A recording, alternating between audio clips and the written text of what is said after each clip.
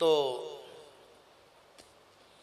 हम तो अपने हृदय में यही बात समझते हैं कि मंत्रोपदेश के समय भी अपने गुरुजनों का स्मरण करके यही अनुभव करते हैं कि ये शरीर केवल माध्यम है, मंत्रोपदेश तो सदगुरुदेव श्री भक्तमाली जी, श्री पहाड़ी बाबा जी ही कर रहे हैं, हम नहीं कर रहे हैं। ऐसा ही हम अपने मन में भाव रखते हैं। अभी तक मैंने ये बात कही नहीं, पर आज हम अपने हृदय की बात कह रहे हैं। आचार्य चरण का स्मरण करके, गुरुजनों का स्मरण करके देते हैं। वो सच्ची बात है, हमने आपका संबंध अपने से नहीं जोड़ा है, क्योंकि ये हमारा शरीर तो विनाशी है, उत्पन्न हुआ है तो कभी न कभी नष्ट हो जाएगा। पर हमने आपका संबंध भगवान से जोड़ा है। भगवान से संबंध कोई नया नहीं है, सनातन संबंध है। ममई वांशो जीव लोके जीव भूतः सनातनः। भगवान का जीवात्मा परमात्मा का सनातन संबंध है, वो हमारे जोड़ने से जुड़ेगा क्या? पर संस्कृति के चक्र में पड़ करके जीव भगवत संबंध को भूल जाता है। संस्कृति का चक्र का अर्थ है जन्म मृत्यु का चक्र, बार बार पैदा होना, बार बार मरना, अनेक योनियों में भटकना। उन्हीं से वह अपने स्वरूप को भूल जाता है। मायावश स्वरूप विसरायो, माया के दिन होकर अपने स्वरूप को विस्मृत हो जाता है। और तेहि भ्रम जोनि भ्रमत दुख पायो, उन्हीं के कारण अनेक योनियों में भटकना पड़ता है, उसे दुख भोगना पड़ता है।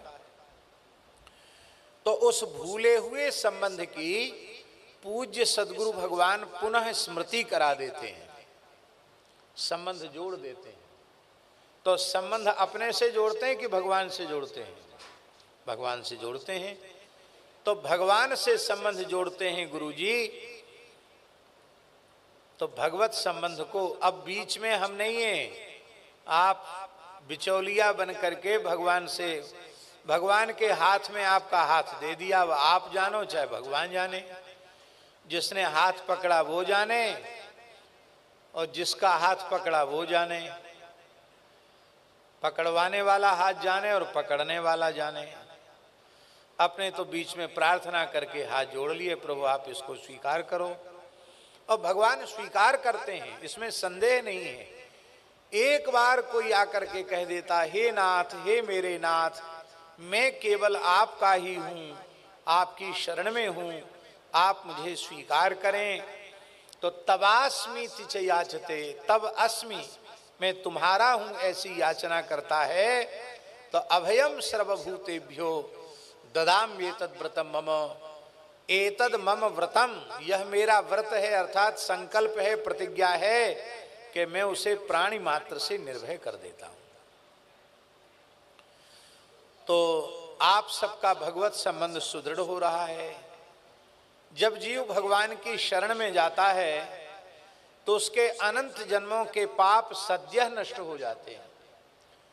सन्मुख होई जीव मोहि जबहि, जन्म कोटि अघनासहि तबहि, करोड़ों जन्मों के पाप नष्ट हो जाते हैं। ऐसा अपने मन में विश्वास करें कि पूर्व शरीरों से, पूर्व जन्मों में प्राप्त शरीरों से जो शुभाशुभ बने थे वे तो नष्ट हो ही गए। इस जन्म में भी, जन्म से लेके भगवत शरणागति के एक क्षण पूर्व तक जो दोष पाप बने थे वे सब के सब जलकर भस्म हो गए हैं।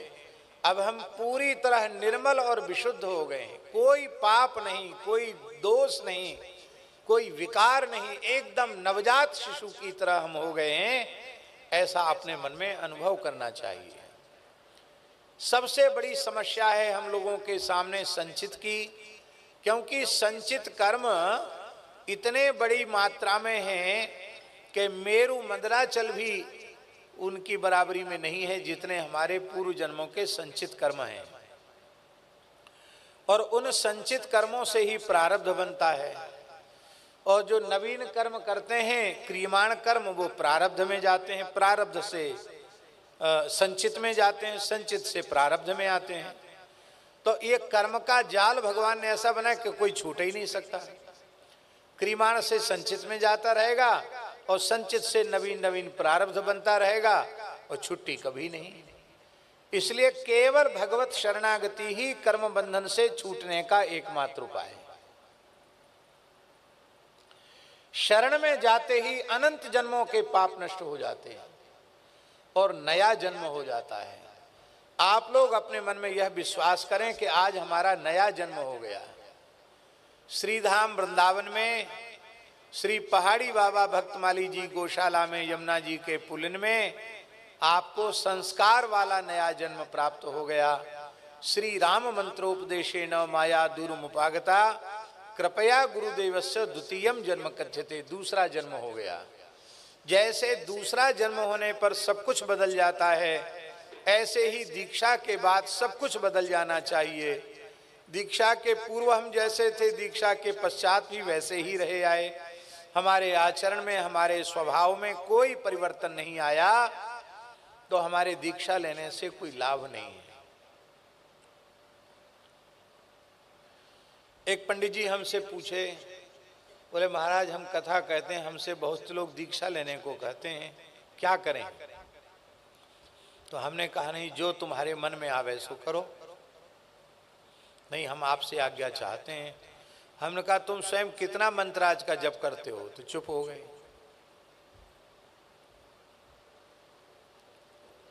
आप मंत्र जप ही नहीं करते हैं, ठीक से संध्योपासन भी नहीं करते हैं, आप मंत्र दे रहे हो।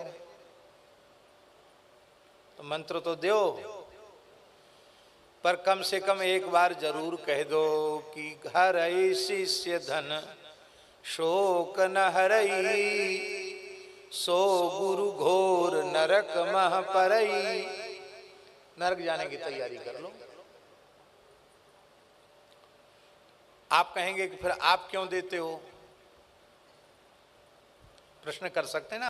हम केवल और केवल अपने पूज्य गुरुजनों की आज्ञा का पालन कर रहे हैं, इसलिए आज हमने अपने मन में छिपी हुई बात प्रकाशित कर दी कि हम अभी भी यही मानते हैं कि सबको मंत्र भक्तमाली जी ही दे रहे हैं, यही मानते हैं हम। उनका ध्यान करते हैं और उनका स्मरण करके मंत्र देते हैं। तो कौन दे रहा मंत्र? वही दे रहे हैं।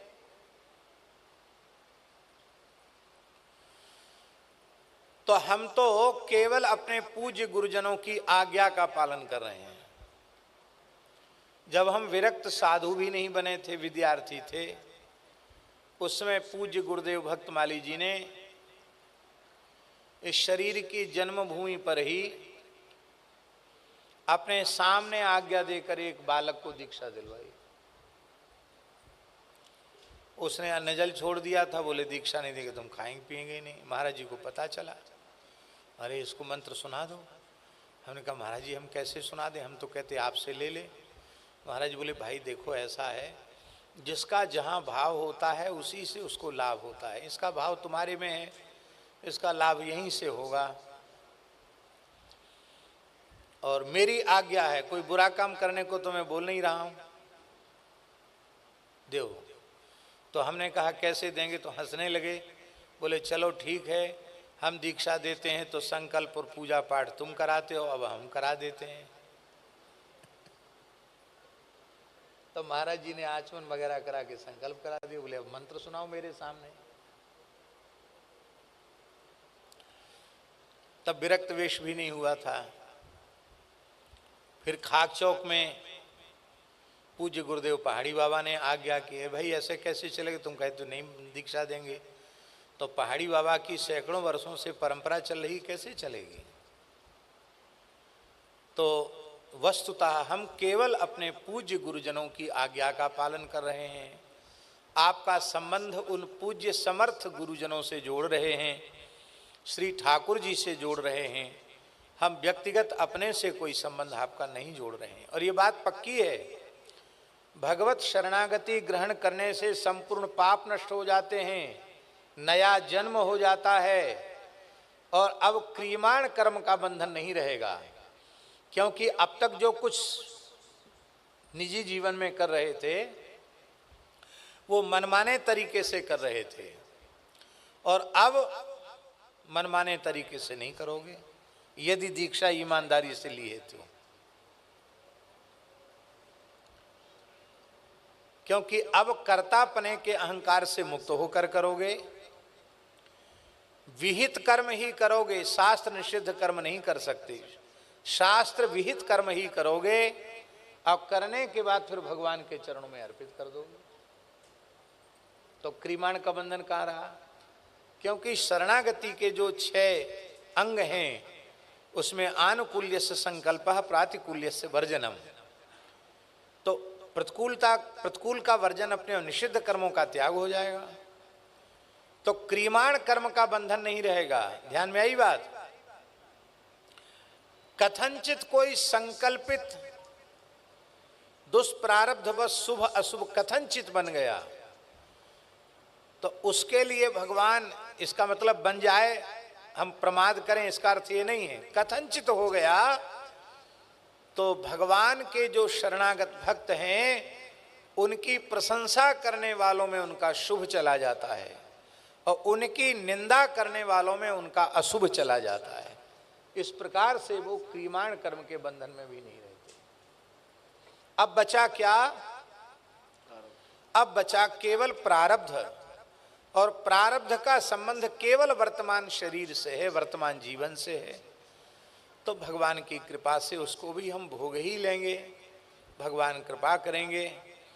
तो इस प्रकार से दीक्षा के नियमों का पालन करेंगे, नित्य प्रति संख्या पूर्वक मंत्राज का जप करेंगे। 10 माला मूल मंत्र का जप, 4 माला गोरक्षा के लिए जप, 5 माला जानकी जी के मंत्र का जप, 1 माला शरणागति मंत्र, 1 माला चरम मंत्र। 21 माला को जपने में आधा घंटे का समय लगेगा। श्रद्धा पूर्वक मस्तक पर तिलक धारण करके तुलसी में जल चढ़ा करके फिर यह आधा घंटे बैठ करके ईमानदारी से जप करेंगे और शेष समय भगवान के पवित्र नामों का जप करते रहेंगे, वैष्णव धर्म का पालन करेंगे। तो शास्त्र प्रमाण है, आचार्यों की, गुरुजनों की वाणी परम प्रमाण है। यह शरीर आप सबका अंतिम शरीर होगा, यह जन्म अंतिम जन्म होगा, फिर लौटकर संसार में नहीं आना पड़ेगा। और दीक्षा लेने के बाद वही मनमाना किया, जैसे पहले थे वैसे दीक्षा के बाद रहे आए, तो उसके लिए भी लिखा है। क्या लिखा है? एक डाल 2 पंछी बैठे, एक डाल 2 पंछी बैठे, एक गुरु एक चेला, गुरु की करनी गुरु जाएंगे, चेले की करनी चेला, उड़ जाएगा हंस अकेला। यहां तक लिखा है, हमने पुराण में पढ़ा है कि शिष्य विरुद्ध आचरण करे तो एक बार गुरुजी इसको टोकें, तुम क्यों नहीं है, तुम ऐसा क्यों करते हो, ऐसा तुम्हें करना चाहिए, तुमने क्यों नहीं किया। फिर भी वह न मानता हो तो दूसरी बार उसे समझावें। फिर भी यदि वो न मानता हो तो तीसरी बार कहने की आवश्यकता नहीं है, उसकी शिष्यता समाप्त हो गई। फिर उसके किसी भी कर्म का भार गुरु जी के सिर पे नहीं है।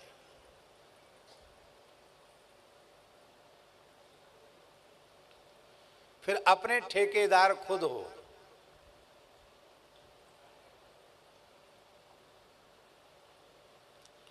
और यदि ईमानदारी से समर्पण किया है तो फिर उसमें लिखा है,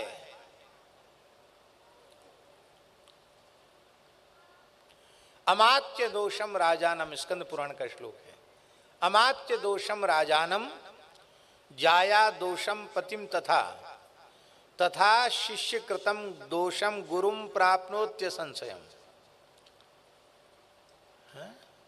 मंत्री का दोष राजा को भोगना पड़ेगा, स्त्री का दोष पति को भोगना पड़ेगा, और शिष्य का दोष गुरु जी को भोगना पड़ेगा। और मंत्री राजाज्ञा का पालन न करे तो मंत्री को खुद ही भोगना पड़ेगा। स्त्री पतिव्रता न हो तो उसको खुद भोगना पड़ेगा। और शिष्य गुरु के अनुशासन में स्थित न हो तो उसको खुद भोगना पड़ेगा, पर गुरु जी ठेकेदार नहीं है। तो यह बात है 21 माला का जप करना। जो वस्तु भगवान को भोग नहीं लग सकती है उस वस्तु को जीवन पर्यंत आहार के रूप में नहीं लेना है। एकादशी का व्रत करना, रामनवमी, जन्माष्टमी आदि जो पवित्र हिंदू पर्व हैं उनको मानना, किसी देवी देवता की निंदा या उपेक्षा नहीं। आपका जीवन जन्म सफल हो जाएगा और हमारा ये नाटक करना भी सफल हो जाएगा।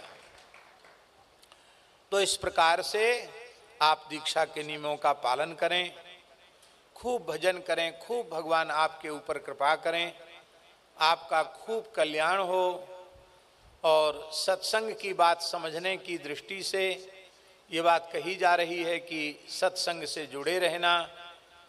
मलुक पीठ में, जड़खोर गोधाम में, सूरश्याम गौशाला में, ओरछा में, ललितपुर में, लिधौरा में, जहाँ जहाँ ठाकुर जी के स्थान हैं, जगन्नाथपुरी में जहाँ जहाँ उत्सव होते हैं उन उत्सव महोत्सवों में यथासाध्य जिसको अवसर हो वो जाए, और नहीं तो यूट्यूब के माध्यम से सुने। अभी रेवासा धाम में बड़ा उत्सव होने वाला है, जो लाभ लेना चाहें वहाँ भी लाभ ले सकते हैं। तो सत्संग करते रहने से ज्ञान, वैराग्य, भक्ति पुष्ट बनी रहेगी और दीक्षा संस्कार का जो विशिष्ट लाभ है वो प्राप्त हो। गुरु जी के ऐसे ही और वीडियो के लिए लाइक एंड सब्सक्राइब करें।